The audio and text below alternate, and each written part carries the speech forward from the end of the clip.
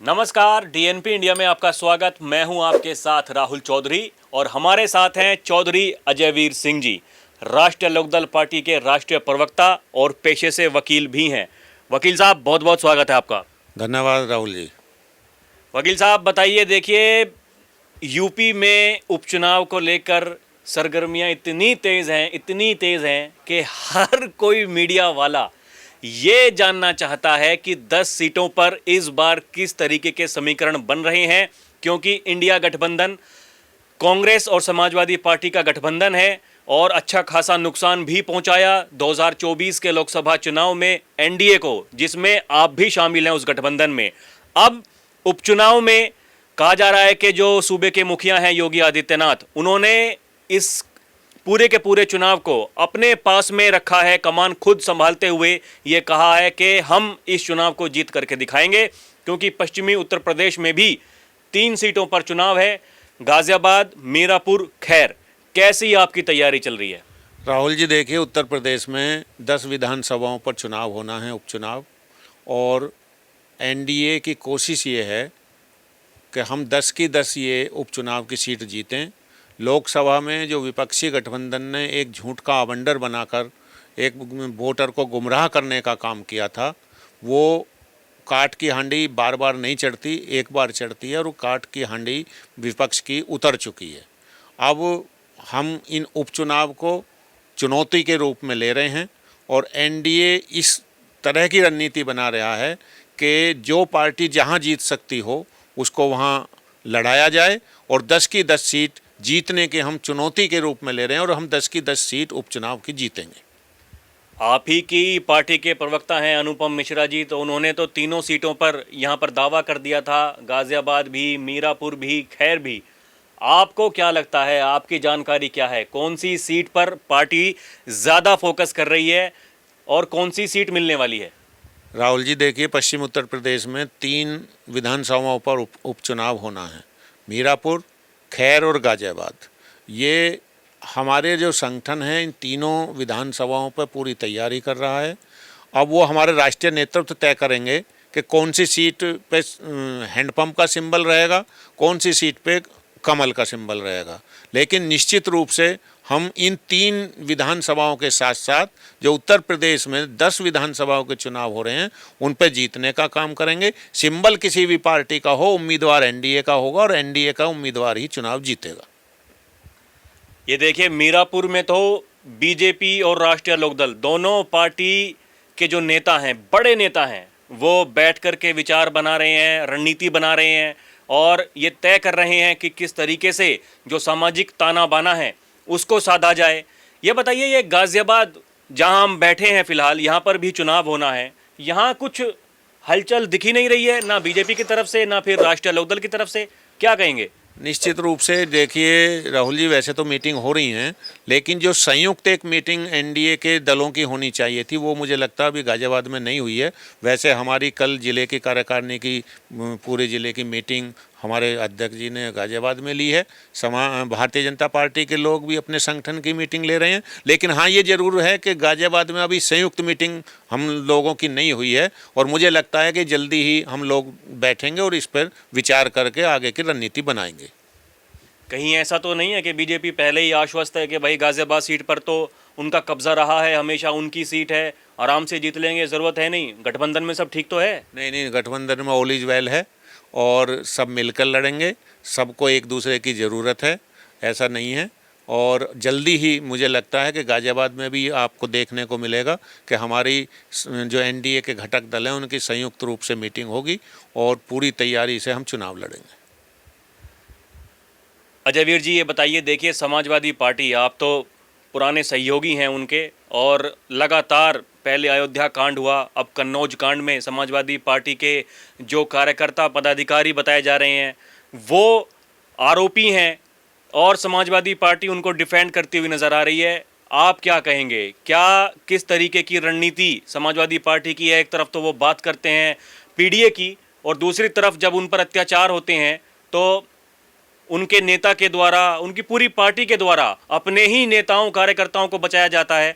आपके पुराने सहयोगी हैं वो। राहुल जी देखिए, ये बड़े दुर्भाग्य की बात है कि उत्तर प्रदेश में जो महिलाओं पर अत्याचार हो रहा है और उसके जो अपराधी हैं वो समाजवादी पार्टी के पदाधिकारी हैं।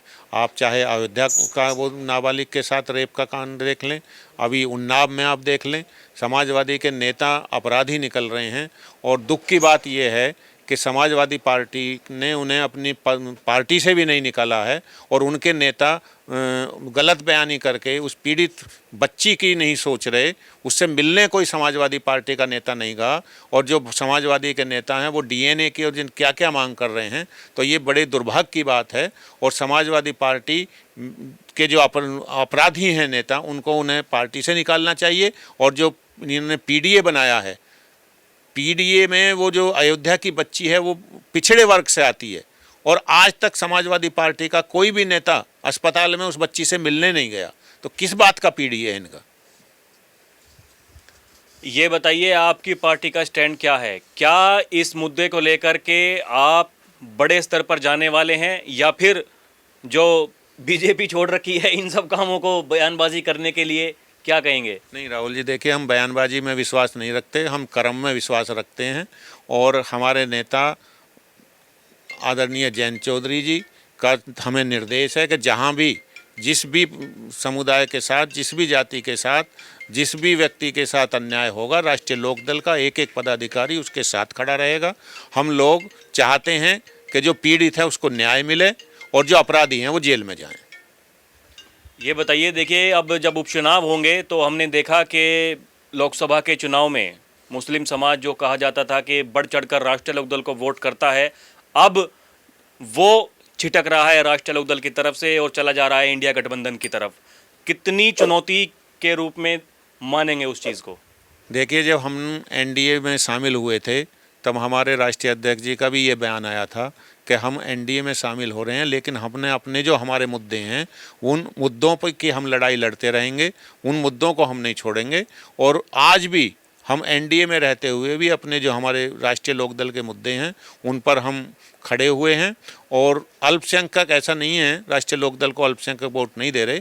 लोकसभा में भी बहुत सारे एक वर्ग ने, अल्पसंख्यकों के ने हमें वोट देने का काम किया है। और उपचुनाव में भी आप देखिएगा कि जहाँ जहाँ उपचुनाव में अल्पसंख्यक हैं वो बड़ी संख्या में राष्ट्रीय लोकदल और एनडीए के प्रत्याशी को वोट देने का काम करेंगे।